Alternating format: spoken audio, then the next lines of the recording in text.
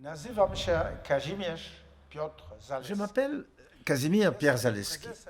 Je suis président de la Société historique et littéraire polonaise et directeur de la Bibliothèque polonaise de Paris, deux institutions fondées par des émigrants politiques polonais à partir de 1831. Nous sommes dans la cour de l'immeuble du 6 quai d'Orléans, dans le 4e arrondissement de Paris, qui est le siège de la bibliothèque polonaise. Ici, dans ce palais du XVIIe siècle, la Société historique et littéraire a installé la bibliothèque polonaise en 1853.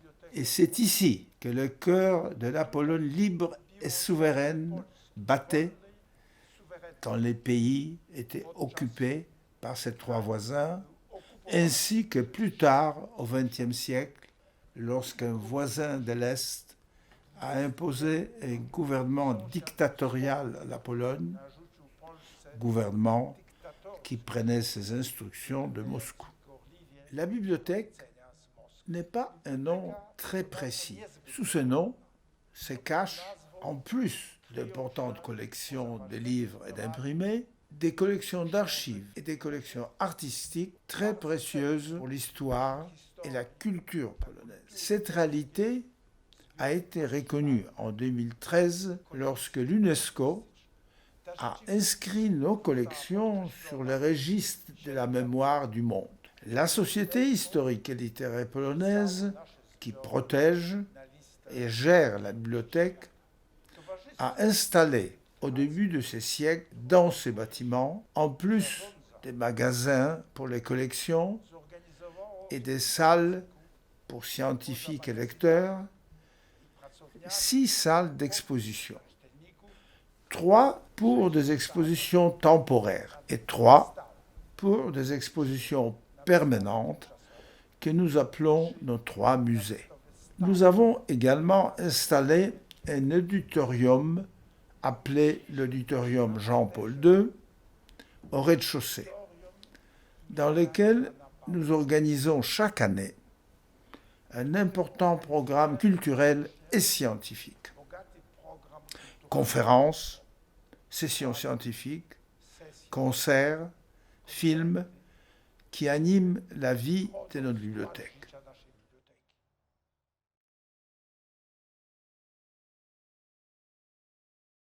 Jesteśmy teraz w naszej Nous sommes pięknej maintenant sali dans na notre pierwszym très belle salle au premier étage Organizujemy, où nous organisons des expositions temporaires ale trwające co najmniej d'une rok, durée d'au moins un an, przedstawiające présentant nos nasze archives, archiwa, nos collections et notamment 4 documents d'une importance majeure dokumenty pour l'histoire de la Pologne.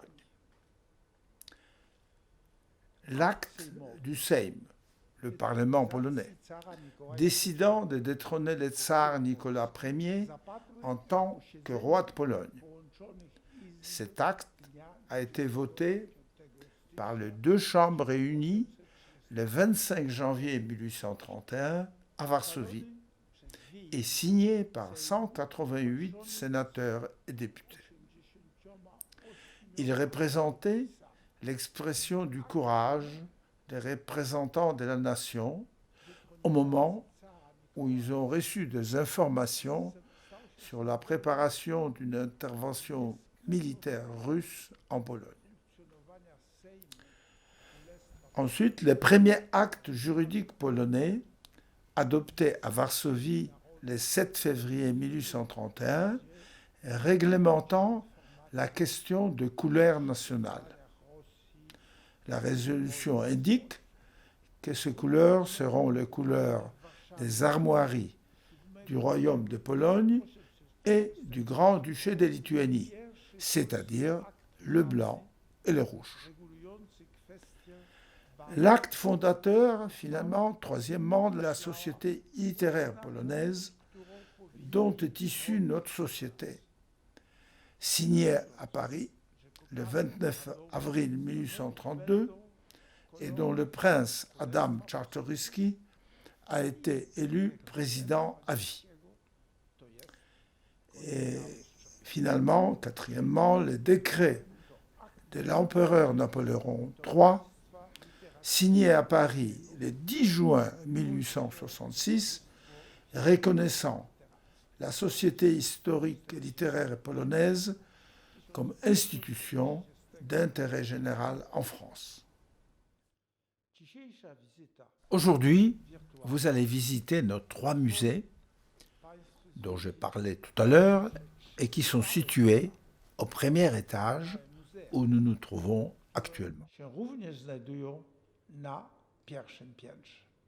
Musée Adam Mickiewicz.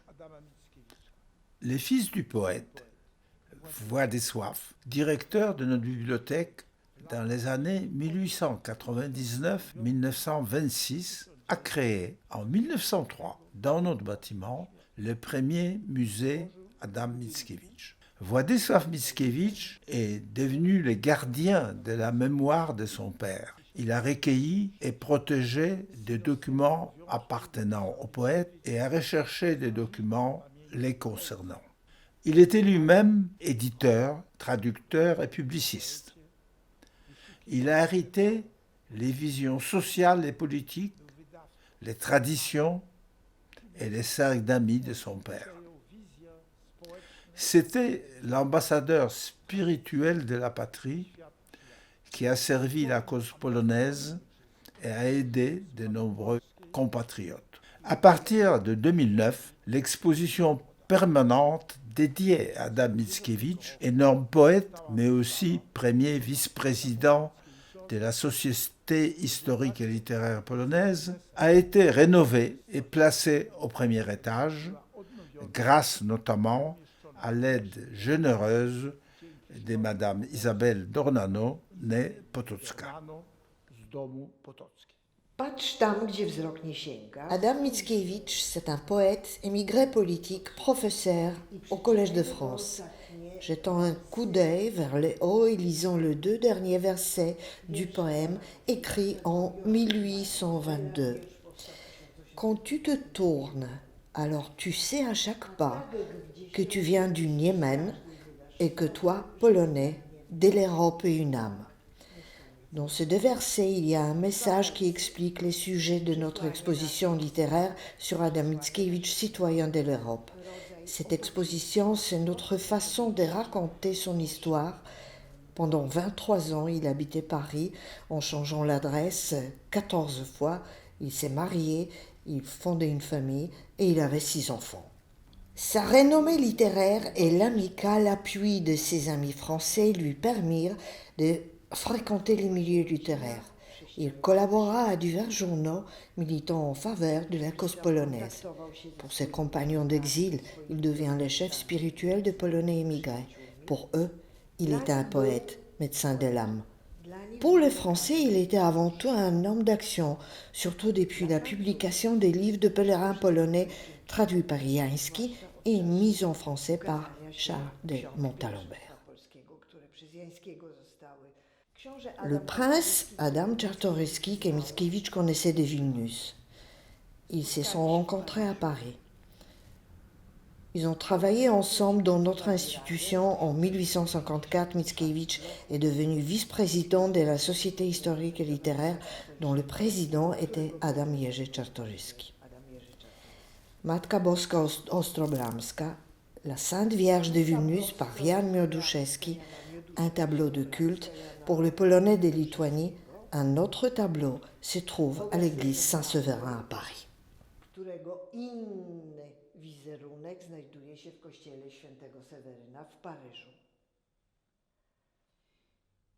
Mickiewicz fut professeur de littérature slave au Collège de France. Pendant le printemps du peuple, il organisa une légion polonaise en Italie et à la fin de sa vie, il fut bibliothécaire à la bibliothèque de l'Arsenal. Il a écrit les livres de pèlerins polonais pour soulager l'âme polonaise. Dans nos collections, il y a des fragments de Pentadeusz, en particulier le brouillon appelé à l'origine Żegota, étudié par les spécialistes avec beaucoup d'attention. Nous avons des notes préparatoires du cours de Mickiewicz au Collège de France. Nous avons sa riche correspondance avec ses célèbres amis français. Nos collections sont donc en fait le plus riches et diversifiées, mais cela s'explique par le fait que Mickiewicz a passé 23 ans de sa vie à Paris. Władysław a créé chez nous les musées de son père. Le moindre objet, un portrait, un meuble, tout rappelle un moment de l'existence de ce poète, cet apôtre d'une grande idée. Dans la première moitié du XIXe siècle, Mickiewicz était une personnalité bien connue à Paris. Le Panthéon de Nadar regroupe les images de personnages de l'époque représentant la culture, l'histoire et la politique de la France. Parmi les caricatures, on retrouve le portrait d'Adam Mickiewicz. En 1839, George Sand publie un essai dans la revue de Deux Mondes dans laquelle elle compare Mickiewicz à Byron et à Goethe. Un auditoire nombreux envahissait toutes les places d'un des plus grands amphithéâtres du collège pour écouter le professeur Adam Mickiewicz. Cela a toujours été un grand événement. Mickiewicz éveilla chez les Français une sorte d'étonnement. Homme à la fois poétique et prosaïque, prophète et provocateur, révolutionnaire et réactionnaire. Certains témoignages de cet étonnement on retrouve dans cette exposition.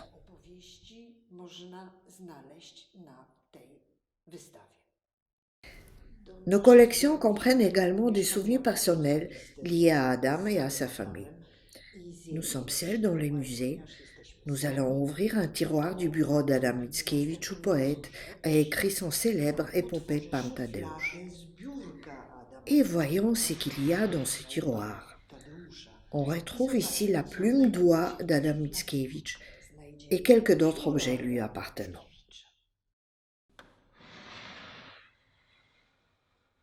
Musée Bolesław Bigas. Bolesław Bigas, sculpteur, peintre, a passé plus de 50 ans de sa vie en France. Il était membre de la Société historique et littéraire polonaise, qu'il a désigné comme son légataire universel.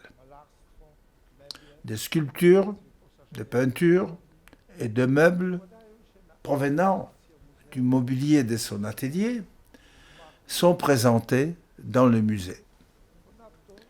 De plus, une tombe collective pour les membres de notre société a été réalisée selon les instructions de l'artiste au célèbre cimetière de Montmorency, où reposent de nombreux émigrés polonais. Le musée Bolesław Bigas a été lancé par la première grande exposition des œuvres de l'artiste dans les locaux de la bibliothèque polonaise en 1974, lorsque le prince Andrzej Poniatowski était président de la Société historique et littéraire polonaise et le directeur de la bibliothèque polonaise. Bolesław Bigas est venu à Paris à l'âge de 25 ans, vers la fin de l'année 1901. Un personnage insolite, un jeune homme, sculpteur aux grandes ambitions, a été invité en France à organiser la première exposition par un cercle réuni autour de la revue La Plume. Et cette exposition a commencé sa carrière, car elle a provoqué un grand scandale. Bolesław Bigas a osé réaliser une sculpture intitulée Dieu, de nature plutôt géométrique. La sculpture Frédéric Chopin, la harpe de l'inspiration de 1908, a un caractère tout à fait différent. Et c'est parce que Bigas n'a pas essayé d'exécuter un portrait fidèle de Chopin. Vous voyez d'ailleurs qu'il y a des personnages qui assistent à sa musique. Et la musique, le génie, tout ça est né dans l'inspiration divine qui est liée à la souffrance. Et ces personnages qui jouent à la harpe, qui pleurent, qui sont en détresse, mais en même temps, elle porte Chopin, qui est présenté ici dans les moments de cette inspiration divine. C'est grâce à cette divine étincelle que sa musique est pour nous si importante. Bolesław Biegas était sculpteur, peintre.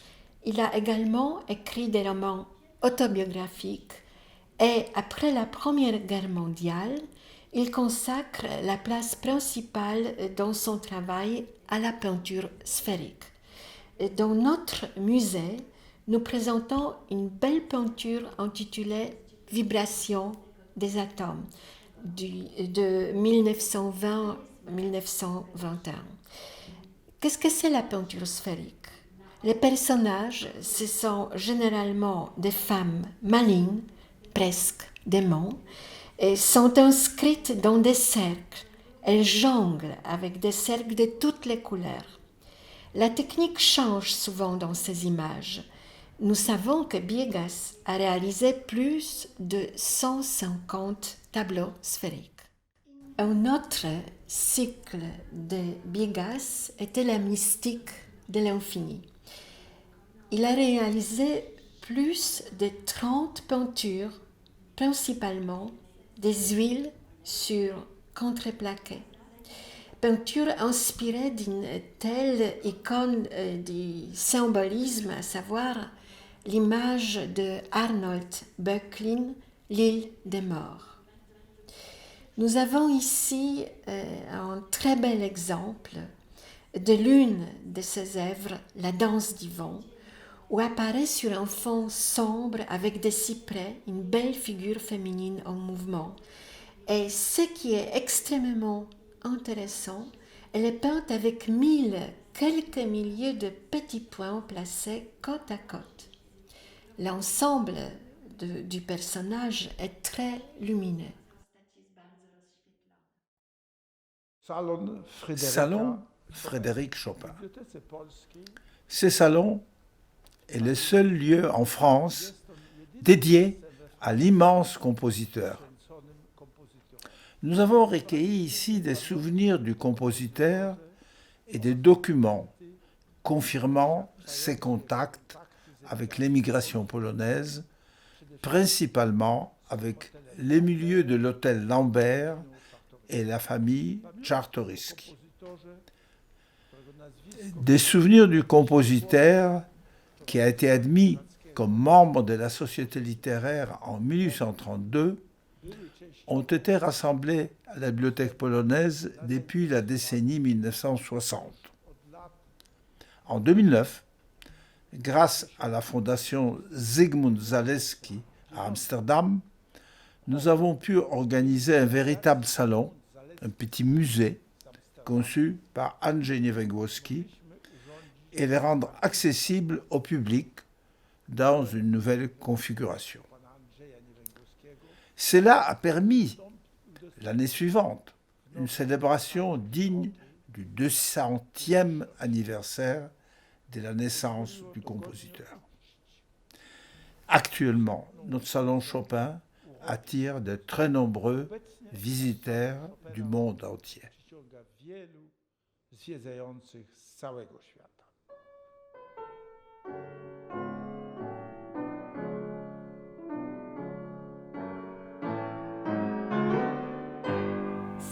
Le salon Chopin, dans sa configuration actuelle, est un véritable joyau de la bibliothèque polonaise. Nous avons pu effectuer des travaux grâce à la fondation Zygmunt Zaleski Stiftung. Il s'agit du travail qui avait pour but de transformer cette petite pièce en un véritable souvenir de l'appartement de Chopin de la place Vendôme au numéro 12 à Paris. Cette reproduction nous a aidés. L'original est une aquarelle de Teofil Kwiatkowski qui présente l'appartement de Frédéric Chopin sur la place Vendôme. Veuillez faire attention aux couleurs de murs, aux meubles. Nous avons tenté de recréer cette atmosphère dans la bibliothèque polonaise. Parmi les précieux souvenirs que nous exposons dans les salons Chopin figurent des pièces très personnelles de souvenirs.